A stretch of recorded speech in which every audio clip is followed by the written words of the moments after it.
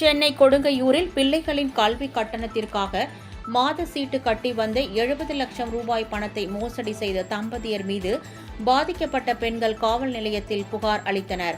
சென்னை வியாசர்பாடி சர்மாநகர் பகுதியைச் சேர்ந்தவர் பிரபு, தமிழ்ச்செல்வி தம்பதியர் மாதச்சீட்டு நடத்தி வந்துள்ளனர். அதில் அந்த பகுதியைச் சேர்ந்த 50க்கும் மேற்பட்ட பெண்கள் தங்கள் பிள்ளைகளின் கல்வி கட்டணத்திற்காக மாதம் பணம் கட்டி வந்துள்ளனர். இந்த நிலையில் முதிர்ச்சி அடைந்த சீட்டு பணத்தை தமிழ்ச்செல்வி பிரபு தம்பதியிடம் கேட்டபோது பணத்தை தர மறுத்து அந்த பகுதியைச் சேர்ந்த பெண்களுக்கு கொலை மிரட்டல் விடுத்ததாக கூறப்படுகிறது. இது குறித்து புகார் அளித்தும் நடவடிக்கை எடுக்காத கொடுங்கையூர் காவல் நிலையத்தை பாதிக்கப்பட்ட பெண்கள் முற்றுகையிட்டனர். இதனைத் தொடர்ந்து வழக்கு பதிவு செய்த போலீசார் கணவன் மனைவி இருவரும் கொடுங்கையூர் காவல் நிலையத்தில் ஆஜராகுமாறு சம்மன் அனுப்பியிருப்பதாக தெரிகிறது.